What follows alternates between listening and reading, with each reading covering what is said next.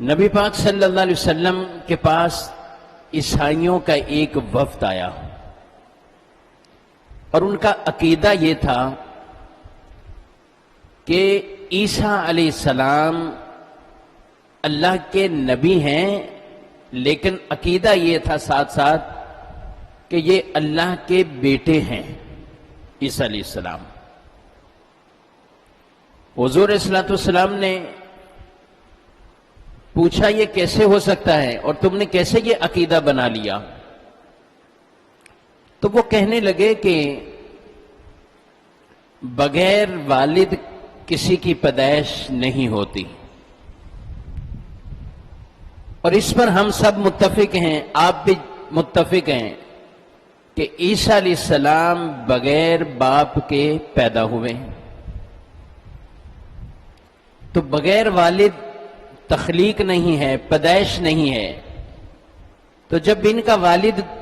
دنیا میں کوئی نہیں ہے تو پھر اللہ کو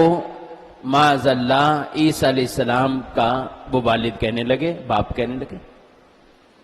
نبی پاک صلی اللہ علیہ وسلم نے ارشاد فرمایا کہ یہ بڑی کمزور بات ہے تمہاری کہ بغیر والد کے پیدا نہیں ہوتا، ٹھیک ہے،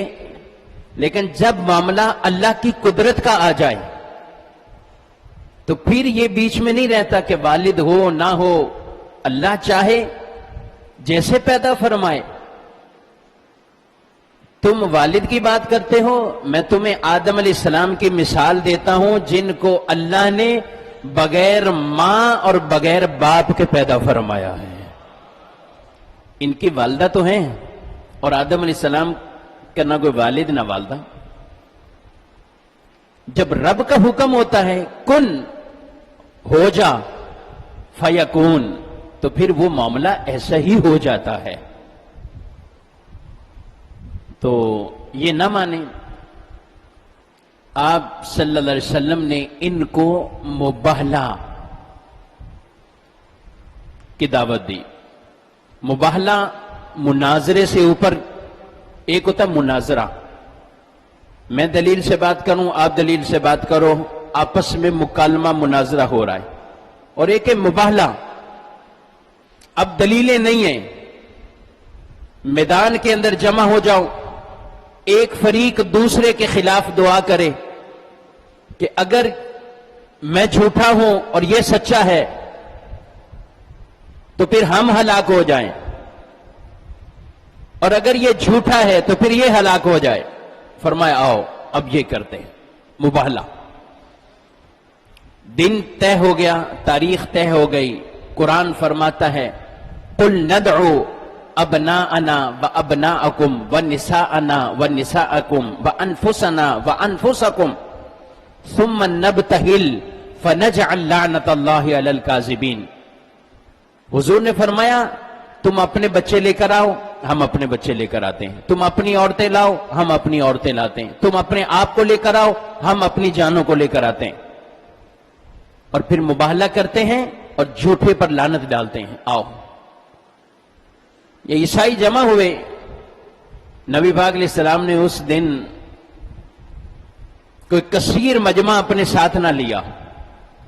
حضور چاہتے آپ کے اکیلے کی ہی کلمات اور دعائیں وہ کافی تھیں،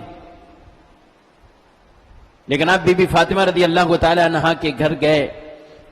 اور شہزادوں کو لیا، امام حسین کو گود میں اٹھایا، امام حسن کا ہاتھ پکڑا، بی بی فاطمہ کو ساتھ چلنے کے لیے کہا، حضرت علی کو بھی حکم دیا، 5 اشخاص یہ چلے ہیں مباہلہ کی طرف۔ جب اس میدان کے قریب پہنچ رہے ہیں، میدان میں پہنچ رہے ہیں، تو عیسائیوں کے ان کے جو پادری تھا اس نے دیکھا،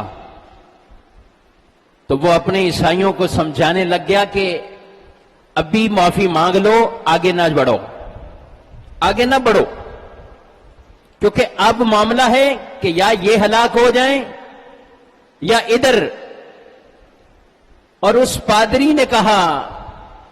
انی لأری وجوہا، میں ایسے چہرے دیکھ رہا ہوں میں ایسے چہرے دیکھ رہا ہوں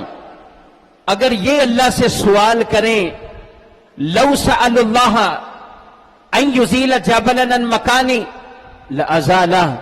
اگر یہ اللہ سے سوال کر دیں کہ اس پہاڑ کو اپنی جگہ سے ہٹا دے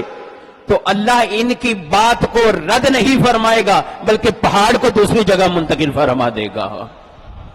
کہا تم ان چہروں کے مد مقابل آ رہے ہو؟ میں یہ چہرے دیکھ رہا ہوں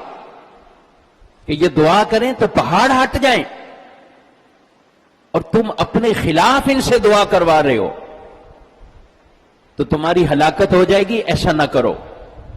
وہ عیسائی آئے، انہوں نے معذرت کی کہ ہم مباہلہ نہیں کرتے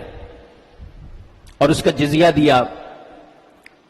اور چلے گئے۔ نبی پاک علیہ السلام نے فرمایا عیسائیوں پہ عذاب قریب آ گیا تھا، اگر یہ ایسا نہ کرتے، یہ معذرت معافی نہ مانگتے